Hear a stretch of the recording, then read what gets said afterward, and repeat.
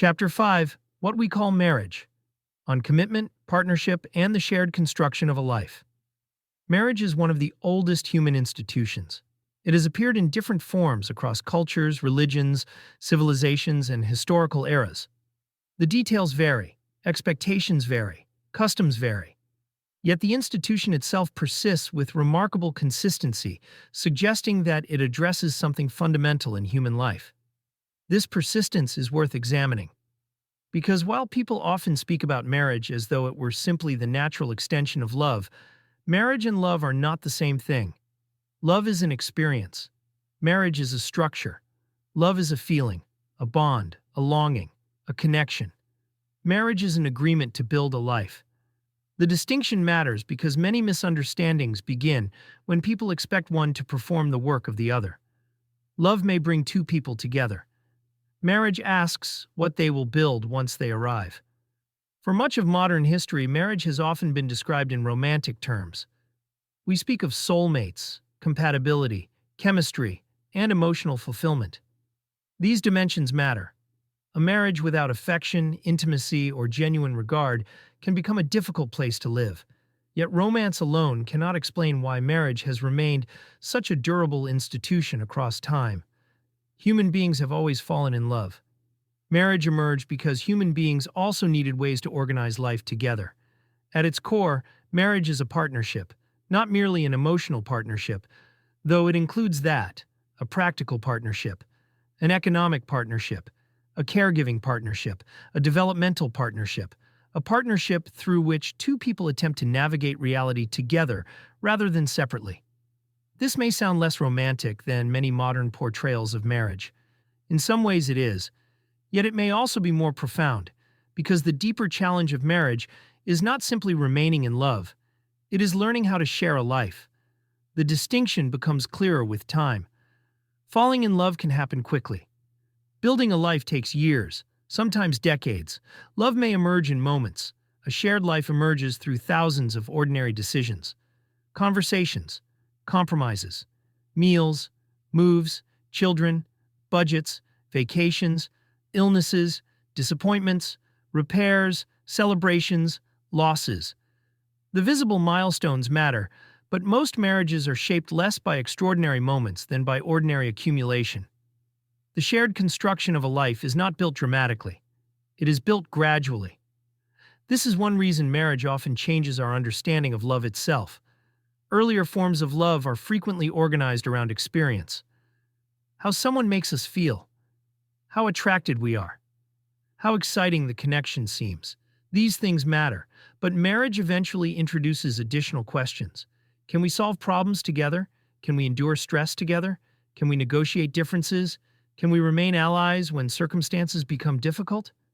Can we continue building when novelty fades and ordinary life arrives? These questions are less glamorous than romance, yet they often determine whether a relationship becomes durable. Partnership, after all, is tested not when conditions are ideal, but when they are not. Every long marriage eventually encounters realities that romance alone cannot solve. Financial pressure, career transitions, parenting, aging parents, illness, disappointment, loss, fatigue, changing priorities.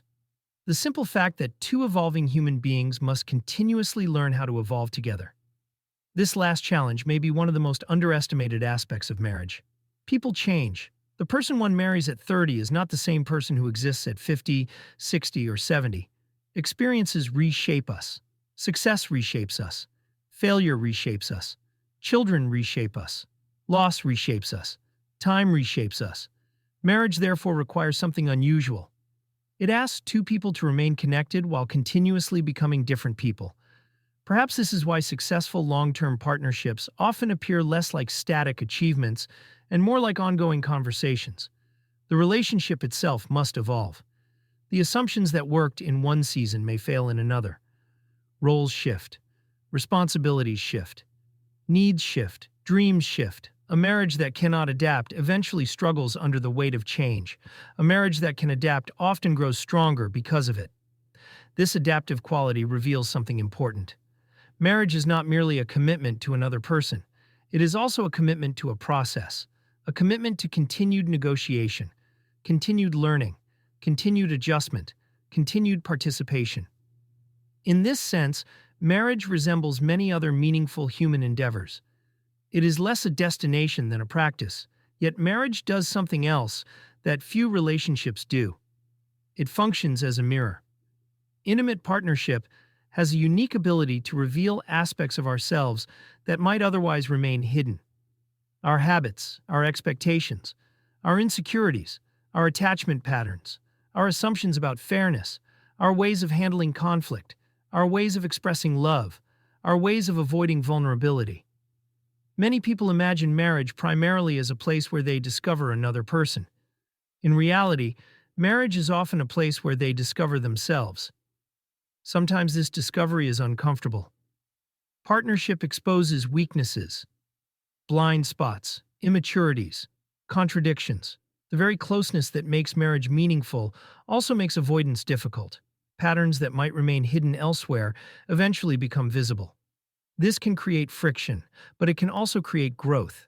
A good partnership often encourages development, not through criticism, but through reality itself. The relationship becomes a context in which both people are invited to become more conscious, more responsible, and more capable of relating well. Not perfectly, more consciously. This may be one reason marriage occupies such an important place in many people's lives. It is not merely a source of companionship. It is often a context for transformation. The relationship asks things of us: patience, forgiveness, communication, humility, generosity, flexibility, the ability to hold another person's needs alongside our own. These qualities are valuable far beyond marriage itself. The relationship becomes a kind of apprenticeship in human maturity. Of course, not all marriages function this way. Some relationships become sources of chronic suffering. Some become destructive. Some end.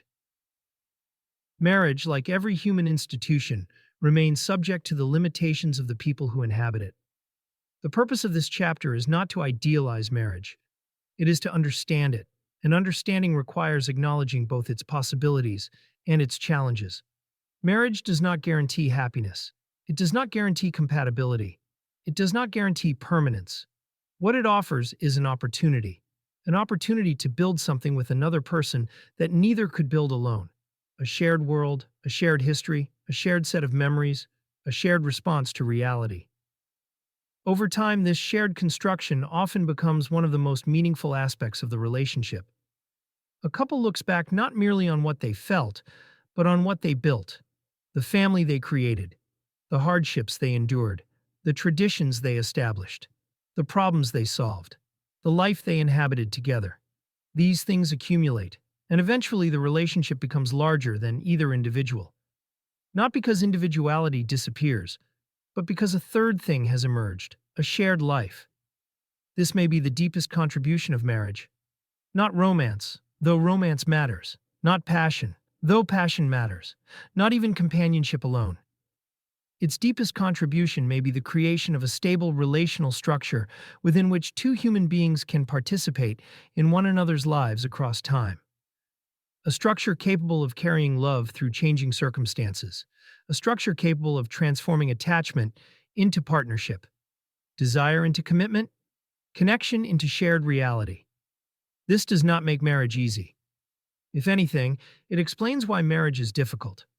Building anything meaningful usually is. Yet the difficulty itself points toward something important. Human beings seem willing, generation after generation, to undertake the challenge. Not because marriage is perfect, not because relationships are simple, but because there is something deeply human about the desire to build a life with another person. To share burdens, to share joys, to share responsibility, to share meaning, to become participants in a story larger than one's own individual existence. Love may bring two people together. Marriage asks what they will create once they arrive. And perhaps that is why the institution endures.